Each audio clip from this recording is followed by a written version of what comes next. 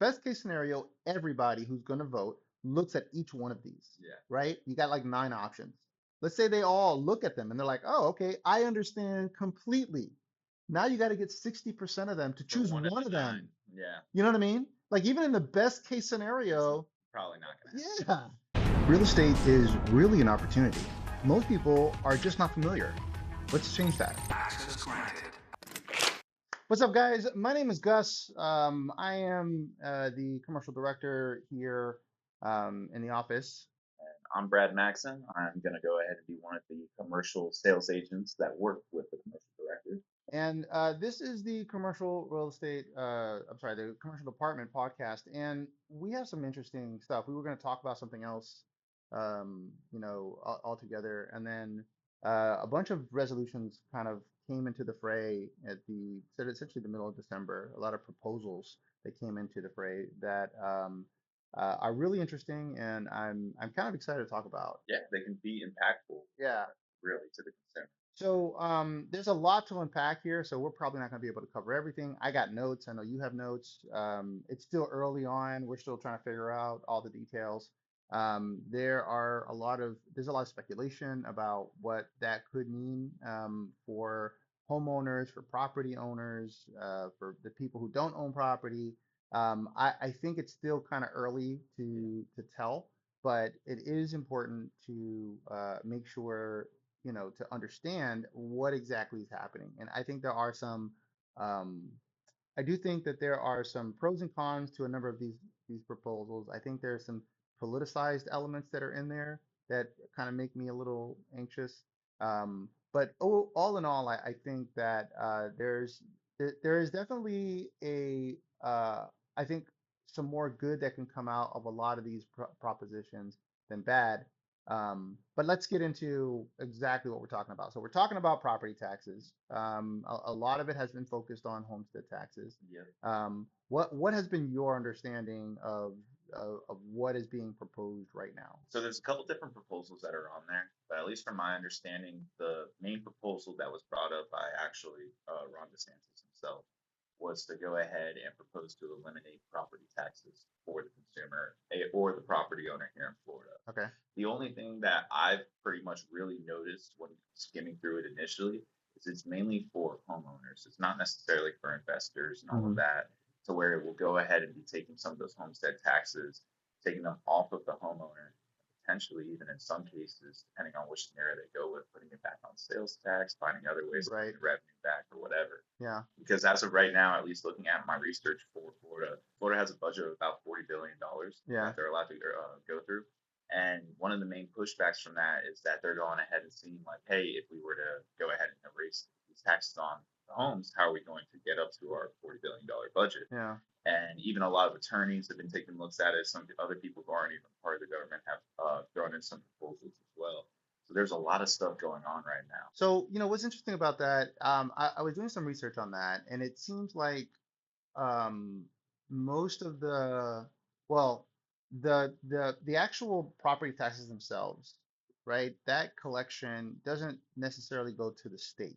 It goes really to the counties, Yeah. right? And the state, it does appear, and I'll have to do some more homework on this because I'm not sure, but it does appear that the state is running at a surplus, and the surplus is not small. It's like 10 to 15 billion dollars. That the concern is like how will local counties Manage it. be able to manage this cut because it's really going to impact local counties the most. Now I know that Ron DeSantis, whether you agree with him or not, one of the things that he did is he suggested at least is that he says that for the counties that can't afford to do this, that the state has enough in their budget just from how they generate revenue to be able to cover, like essentially subsidize those counties to be able to cover their expenses, which I thought that was interesting. Typically, that as a Republican, that's odd that he would think like that Yeah. because that almost sounds like, oh, well, that's like you're redistributing the income from the state to counties that can't afford it. But it is a practical move if that is the way that they're going to handle the concern that there are going to be some counties that are not going to be able to generate enough revenue to cover their expenses. because you'll have essentially counties that have additional revenue that through the sales tax or however they end up covering that gap. Yeah. They'll be able to have that to cover that. So I thought that was interesting because I didn't realize how little money from the property tax itself went into the state budget. It's not very much, Mhm. right? It's all really local, tax, yeah, Municipalities. Yeah. municipalities and counties that actually take the lion's share of that income. So now the concern that I also noticed is that there are a lot of proposals. Like I Yes. was going through and I was like looking at all the different proposals between the tax proposals that are being, with regard to elimination or a decrease in taxes, and the proposals for, uh, I guess, backfilling some of the loss of revenue. Yeah, and some of them even being more dramatic. Like, I mean, I'm sure you Yeah, saw it in there, like the proposal for the 9% sales tax and all of that. So, there are at least 9, 10, 11 proposals mhm.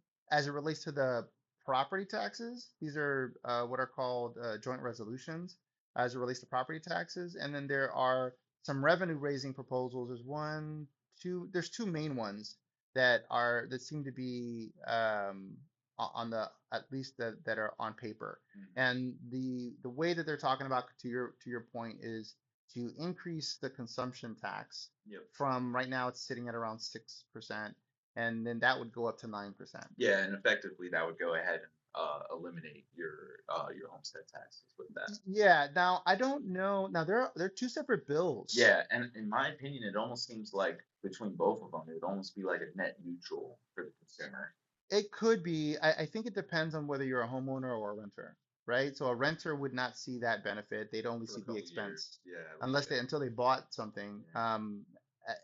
The idea that I've been hearing is, oh, it's possible that oh, well, landlords will get a break and then they'll pass that break on to Yeah, which renters. is the idea of short-term pay with long-term benefit, Yeah. but that is also at question, I mean, I don't know that I've seen that in the past though. Like, And that's what I'm saying as yeah, well. I don't know that that's like I feel like that's a little bit of pie in the sky.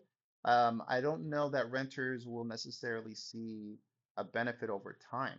I mean, I don't know if your thoughts are, but like,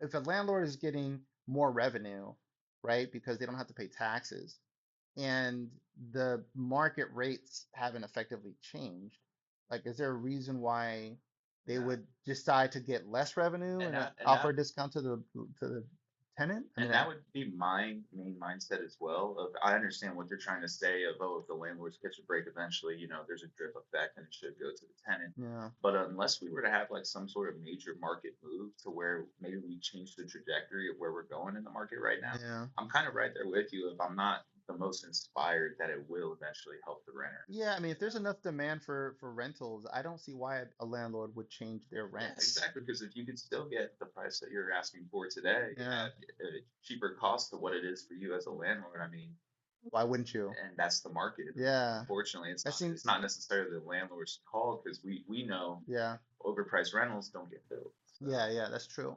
So I definitely think that there are going to be some ramifications. I know that there's been kind of chat about all property taxes versus homestead, but it's pretty clear that the lion's share of these they're called joint resolutions. I'm still learning the vernacular on that, but they're called joint resolutions. That the lion's share of them are really focused on homestead homes, right? The people who actually live in Florida. And I think obviously it will have a resounding impact on them. Do you have any thoughts on like what that would have to the housing market? I think it'll go ahead and I mean, so what they propose is that it would go ahead and actually assist the consumer. I think I saw numbers with how they averaged it out that they were expecting anywhere between like a $3,000 to a $4,500 discount if they were to move forward with this bill on the consumer. I don't necessarily think that's anything nominal to where it'll go ahead and even affect our market when they go to sell. What I do think is going to affect them is on the other proposals that I've seen, to where they're asking for, I believe it was a 5% tax on top of the sale of the home, Yeah. and that's what I think would be very dramatic for the consumer as well. Yeah. I don't think necessarily this law, if they were to go with exactly how it's proposed, would decrease prices or anything due to those benefits. In fact, I think if they were to go the other route and even add on that extra 5% at the end, it'll raise prices as sellers pretty much look to gain their profit back in some type of way. I don't I'm a little split on that. And I think that's because um the market is what it is. I guess it depends, I guess, on how much demand there is for the ability to buy homes. Our buyers are going to still have the ability to pay more money for homes. Yeah. And if they're not, then that would essentially slow the market down. Yeah, and in my 2 cents, if this does happen, I think the end of this year is going to be absolutely insane because I think a lot of people will be racing that clock to go ahead and get in before some of these new laws come in, if they go forward with that like 5% or some of these other proposals. That's an interesting thought. I've heard that argument before. Like I'm trying to think for myself as a homeowner, and I even have Yeah, some investment properties. Like, would that motivate me to want to sell fast before I had to pay this 5% tax, right? yeah. If you were in a position to where you knew you had to sell, whether it be this year or next year, I mean, yeah, Yeah, I think that's what I was thinking. I was yeah, thinking, well, if I was considering a sale and I'm like, oh, maybe in the next 2 years I would sell, then I might push to go ahead and get it sold prior to that new tax being in place. But I don't know that it would necessarily move change or people. dictate how you, yeah, Yeah, I don't know that people would necessarily decide, oh, let me sell while I can. yeah, I feel like because that 5%, while obviously it's a big chunk of money, I think it'll likely do, assuming that it passes, and we don't know if it will, it'll just cause people to be less likely to move in shorter windows of time.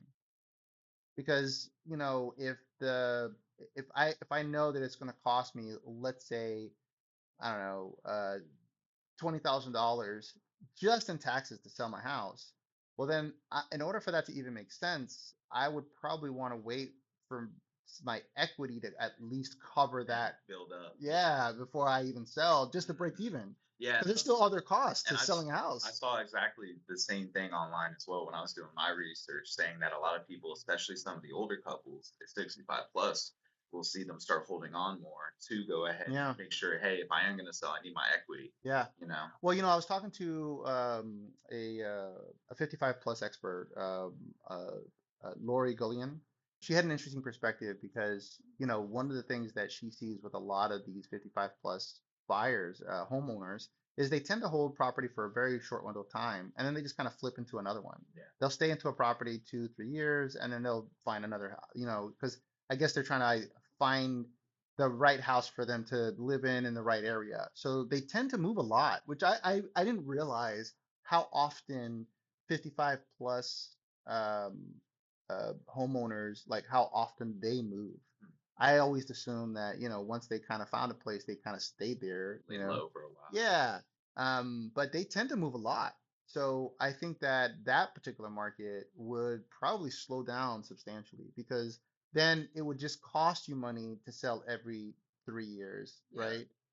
Because there's no way that you'd get enough equity over 3 years to be able to make up for that 5%. yeah, unless we have COVID part 2 or something. Yeah, Yeah, like unless some craziness happens in the market. So yeah, I thought that was really insightful. I hadn't even considered that. There's a bunch of little nuances like that can definitely, I feel like it'll impact the market. So I guess we'll have to see how that goes.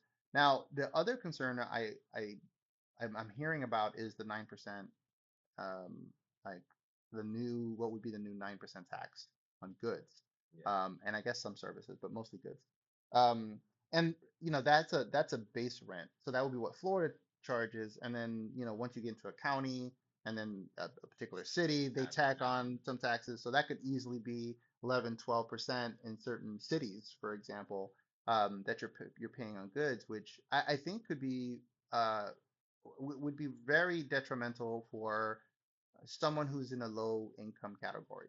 Like that's going to be really challenging for someone in the low income category because, their cost of food is going to go up substantially. Yeah, So, I don't know if there's going to be any, I haven't seen any at least, but any propositions for like how to shield low income families from that additional cost, because a lot of times they're renters, so they're not going to get the benefit of the home ownership, that home ownership benefit. And on the flip on the other side of it, they're just going to have a higher expense to deal with. So um, I I I do think this has a net, taking away the property taxes, in my view, it seems like it has a net positive over time. But the short term, I think there's going to be a lot of pain, specifically to low income renters. Yeah. So, and I don't know how to best address that, you know? Yeah, and it seems unfortunate because it's like, hey, we're it almost reminds me of an old saying, especially with some of them being renters, not being involved with income tax or not income property Hmm. taxes. It's like robbing Peter to pay Paul. I almost feel bad for those people because of that, because before they're getting into the opportunity of home ownership, anything like that, they're now taking on the extra burden. But I also understand it from the state's idea because they got to have something coming in to stipend Yeah. their budget, So Yeah. at the end of the day, I mean, I do know, at least from also my research, there's a lot of attorneys right now that are looking not only into local municipalities, but also the state municipalities to go ahead and do a hard accounting run on them, Hmm. pretty much make sure that their numbers are in order.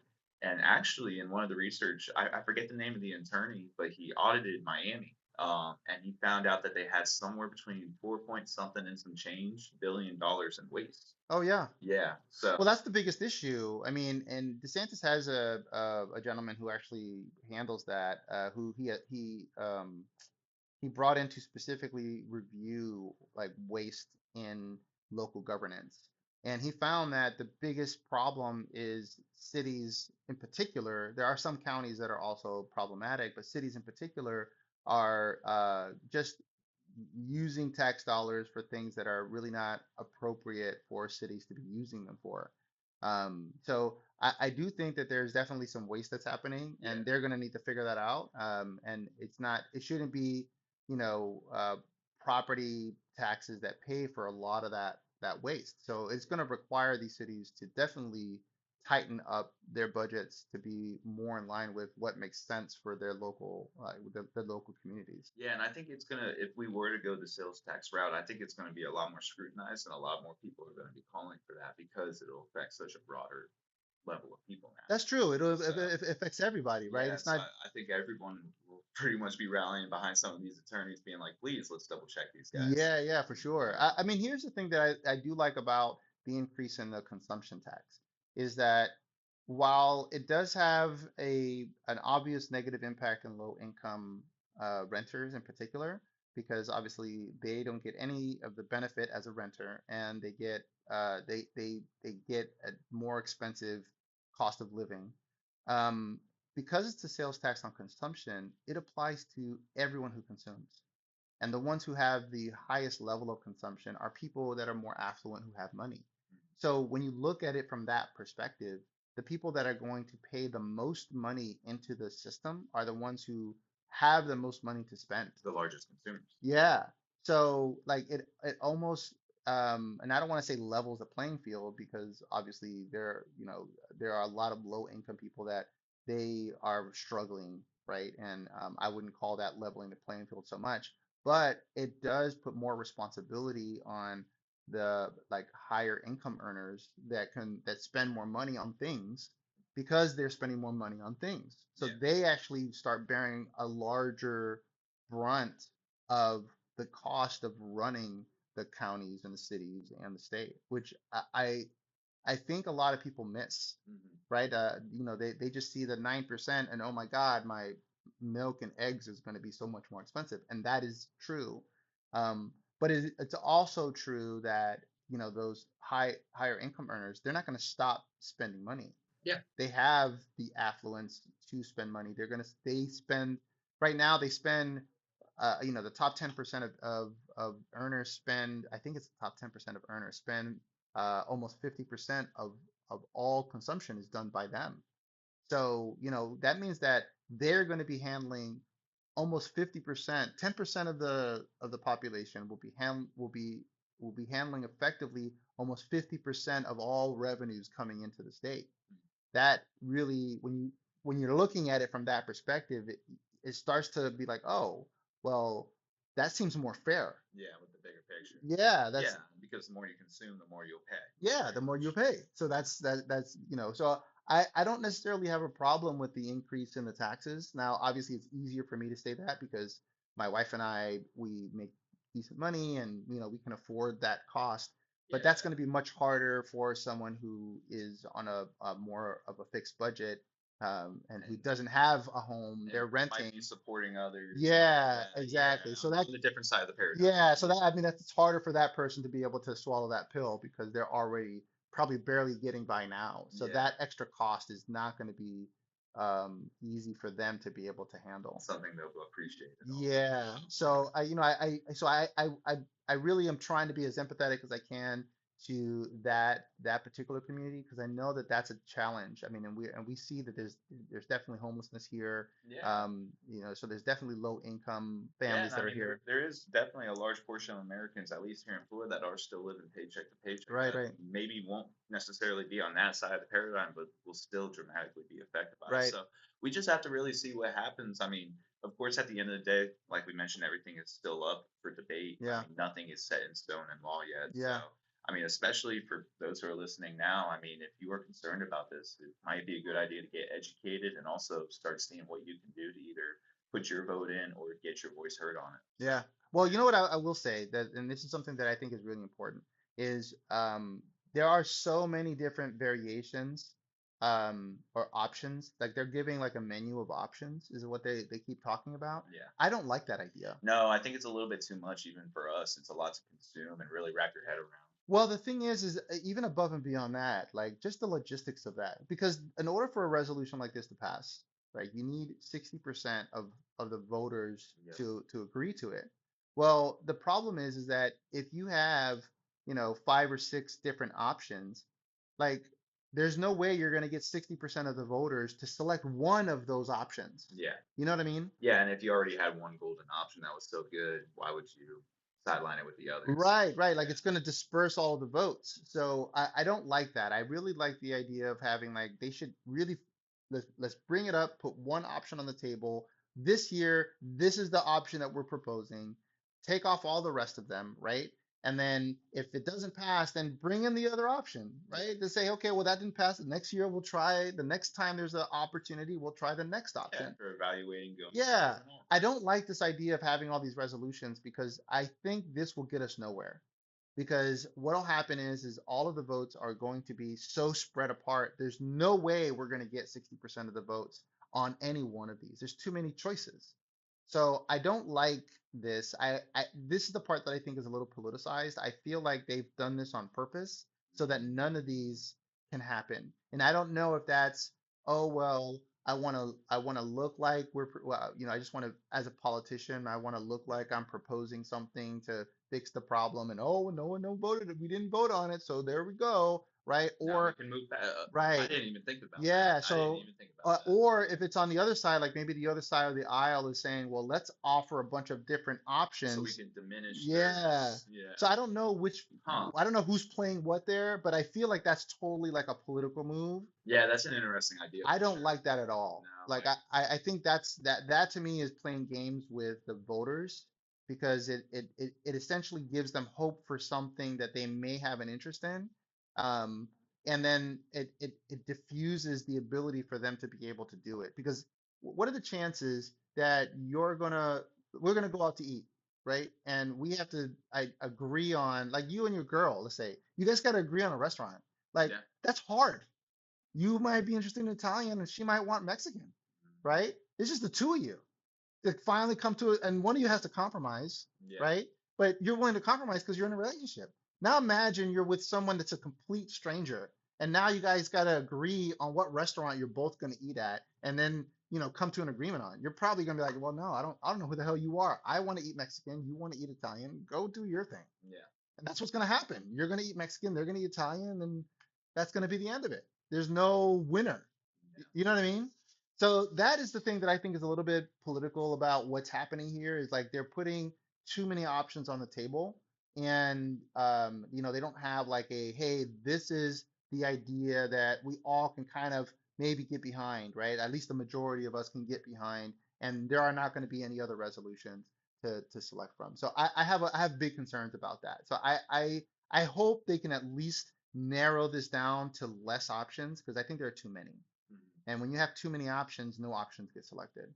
Yeah. I mean, that happens even with one person, let alone a whole population of people. Yeah, I mean that's how we do it in real estate. I mean, Yeah. whenever we're looking at houses or properties or whatever, I mean, we never let them have 10 options You're right. We before want you to get narrow that down. It's too hard to pick. them. Yeah, it's So that's the part that I have the biggest concern about is that it seems like there's kind of like political hacking that's yeah, happening here to kind of make people feel like, hey, they're yeah. making these proposals to take away the property taxes and it's all just theater so that for political gain and not necessarily for, an actual like solution to the property tax problem. Yeah, and it's funny you say that because I honestly did not even think about that Yeah. myself. Like that kind of opened up something in my mind because what you kind of said there with the political hacking, it's just crazy. Because even as I'm reading through this, I'm thinking, how is the consumer going to digest this? I mean, I have an Right. advantage. I'm already in the realm.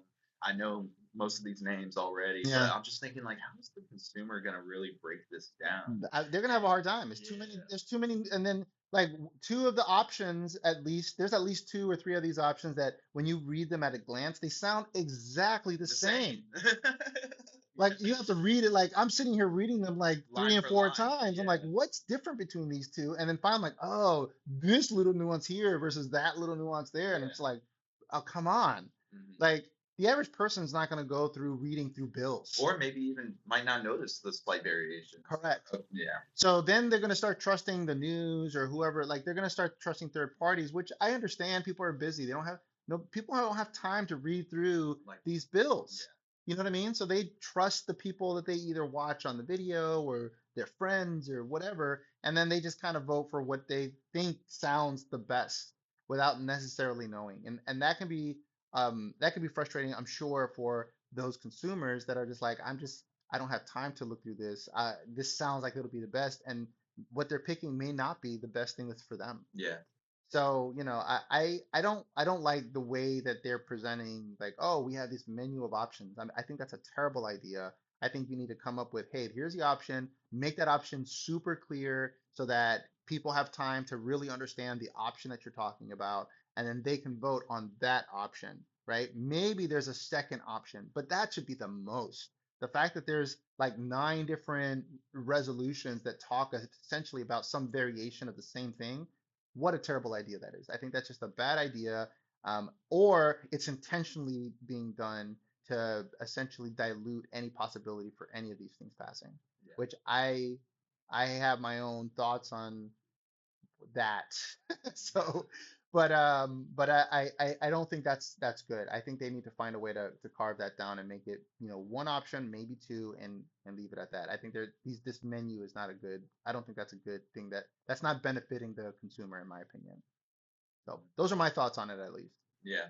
And I mean, like I said, I kind of just really thought about your theory on that and how there's too many options to it. And I mean, at least from first glance, I would have to agree. Just because I mean, like I said on my earlier point, I just can't see the consumer being able. And I'm not saying that the consumers aren't able to. I'm just saying I just don't see the consumer taking the time to go through each one of these laws. Right, to figure out which one. Yeah, not saying that they're not educated enough or anything like that. I think they can do it, but I just think there's so much to it that it's going to be difficult. So Well, let's say hypothetically. So let's go. Let's do best case scenario. Best case scenario, everybody who's going to vote looks at each one of these, yeah, right? You got like nine options. Let's say they all look at them and they're like, "Oh, okay, I understand completely." Now you got to get 60% of them to for choose one of one the of nine, them. yeah, You know what I mean? Like even in the best case it's scenario, probably not going to happen. yeah. You know what I mean? It's that to me is just super frustrating. I really hope that they address that because I don't think there should be this many resolutions. I think it's a problem. I mean, even in the best of cases, like the chance of any one of these getting 60% of the vote is so negligible. And I think it's gonna end up just falling on its face, which I think would be sad. All right, so here's my thought. If you guys are watching this, and I think you kind of touched on this earlier, this is a really important like resolution that's being proposed, right? Essentially, it's going to be a bill. They're looking to change Florida law. if this is something that you feel is going to affect you in some capacity, whether you're a homeowner, you want to be a homeowner, and you want to help essentially have the advantage of not having some kind of a property tax element, you need to do some homework, take some time to do some homework on these bills. But more importantly, talk to, like, send a letter to your congressman. Like, this is the time where you guys have power to send a letter, make a phone call to your local congressman, your local state officials, and tell them that you want to get clarity on exactly what it is that they're thinking about voting on, why they're thinking about voting on it. I think that there shouldn't be this many resolutions. There should only be one or two, and just really kind of let them know that you need more clarity on how this is going to possibly happen, because with nine different options, there's no way you're going to get 60% of the vote with nine options. So, one, send a letter to your congressman letting them know, hey, this is what I think I would like to see. I would like to have not nine options for voting on this option. How can we pare that down so that there's not so many different resolutions? Because there's no way that any one of these are going to be selected if you have this many options. But this is the time to talk to your congressman. This is the time to engage with the voting process, where this is what we're supposed to be about, right? I'm not trying to go on a rant on, like, who to vote for, whatever. You vote for whoever you want, but whoever your congressman is, this is the time that you can actually Impact on them. yeah, an Yeah. impact on them. You can send them a letter, call them, and let them know, hey, listen, you guys got to make this more clear. There's too many things that are like on the ballot that are going to be completely unclear as to what's going to be the thing that we need to be focused on. So take some time, get a better understanding of the different resolutions that are on there. What I'll do is I'll put on all the different resolutions in the description Yeah. below, so that you guys can just kind of take a look at that. I'll put some links to where you can find information on those bills. But I think it's going to be important. And listen, it's not exciting to read. You Yeah. know that it's boring. It's super boring to read. But this is a game changer, right? This could be a game changer for the state of Florida. If it happens in the state of Florida, there's a good chance that, because we would be the first state, other states would probably start following suit if they can pull this off. Yeah. And I do, like I said, my vote is, I have no problem with the increase in the consumption tax, essentially the sales tax, because I think that puts a higher burden on higher income individuals to pay their, what would you call, their fair share of the cost of living in the state of Florida. So that's my vote, but you guys take the time to figure out what's going to be your vote. So, anyways, that's my thought. I think you guys should definitely talk to your congressman. Do you have any additional thoughts Uh, on that? I just want to go ahead and say again, this is all proposals as of right now. I believe the date that they have is set forward to decide on how they want to move forward on these proposals for voters Yeah. is March 13th as of right now. And then, of course, once they decide what they're going to do, how they're going to move forward on March 13th, come December time, the voters will be able to get their hands on Right, right, right. So just, while they're in the proposal phase, this is the time that you want to talk to your congressman to talk about, hey, how can we make this actually happen if this is something that you want to happen? Or if you're against it, that's fine too. it. Talk Yeah. to them and let them know, hey, I'm against this. I don't want this to happen. Explain to them why you don't think it should happen, or whatever you think you should, whatever your opinion is on that Yeah, front. because I mean, whether you're a renter, a homeowner, 55 plus, first time buyer, whatever it is, Yeah. it's affecting you differently. So Yeah, yeah, you need yeah. to go for what's best for you. Absolutely. So, Yeah. like I said, this is primarily focused on homesteaded homes. So I know that there's been talk about all property taxes, but I don't think that's ever going to happen. But the homesteaded homes seems like that's totally doable. It Yeah. does account for about 34% of all revenues. So that's what would need to be replaced. So we'll see how that ultimately plays out. But anyways, we appreciate you guys watching. So thank you. If you have any comments, please leave them below about this topic or any other topics you want us to talk about. We primarily focus on commercial real estate. This happens to be something that could potentially impact commercial real estate, but most likely to impact residential real estate. But it was an important enough topic that we felt it would be a good one for us to kind of chat about. And if it does, if we see that it's going to impact the commercial real estate world, if we see that's going to be a reality, then we'll probably do a follow up on it Yeah. to kind of talk about what that can mean, because there'd be some huge And there implications. will be so much new information at that time Oh that yeah, we'll for need to. sure. Yeah, absolutely. So, anyways, thank you guys for watching. We appreciate you. My name is Gus. I'm Brad Maxon. This is the Commercial Department Podcast, and we will see you guys next time. Peace.